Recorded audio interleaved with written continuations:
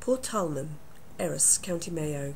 Local fisherman Pat O Donnell was sentenced on the 10th of February 2010 to 7 months in jail in Castlereagh Prison for alleged breach of the peace and obstructing a Garda. His wife Mary speaks of how Pat came to be imprisoned. He was part of a rally in support of Mayo Harrington, who was on hunger strike at the time, and all of a sudden he seems to be in prison for I don't know what. He's the man that's been assaulted by Gardaí himself on several occasions, and I mean, I haven't seen any guard, brought up for charges or even investigated, even though Pat has stated in court and he stated, to newspapers, guards that has assaulted him. And I mean, at one stage, I think they made the front pages of the national newspapers for assault. Yet he's the one that's behind bars tonight. 11th of June 2009, Pat O'Donnell's boat was boarded by 4 armed and masked men and sunk in Broadhaven Bay just prior to the arrival of Shell's pipeline ship, the Solitaire. No charges have ever been brought against any individual for this offence. What happened last year, that wasn't properly investigated either, when one of his boats was lost. And he was very lucky to come out of that alive, himself and the other crew member. So, that wasn't really, as far as I'm concerned, wasn't investigated properly. Nothing has come of that.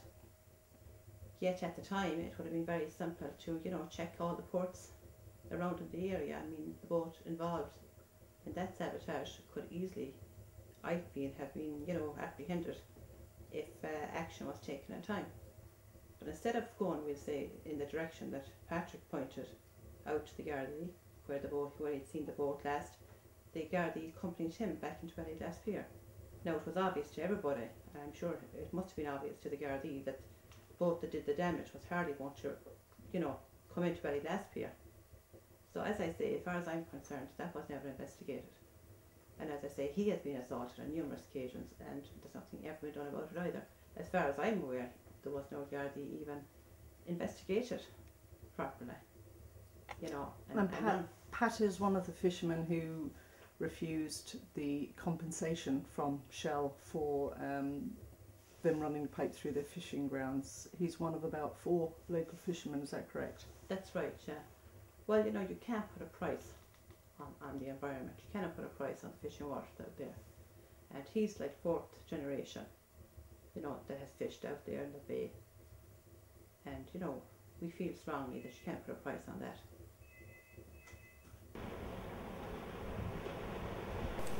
The O'Donnells have a successful fish processing industry which brings employment to the local community.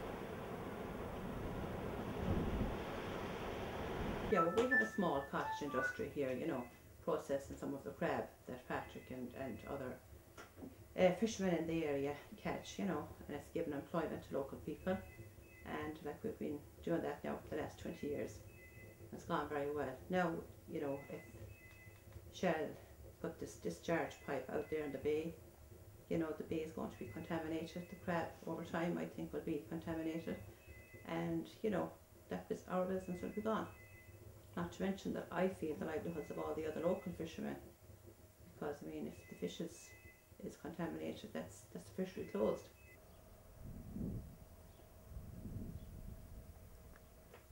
When you think that he's 52 and now all of a sudden he's behind bars, I mean, doesn't that tell you something?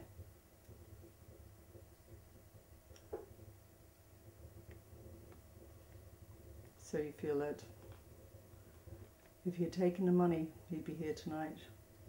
Well, I mean, you could say that would be the easy thing to do, to sit back and take the money and just say yes. But as I said already, Pat feels very strongly that you can't put a price on clean water and clean air, and clean environment. Just can't put a price on that. So he has your support? Oh, absolutely. Family, all the family. People have been very supportive.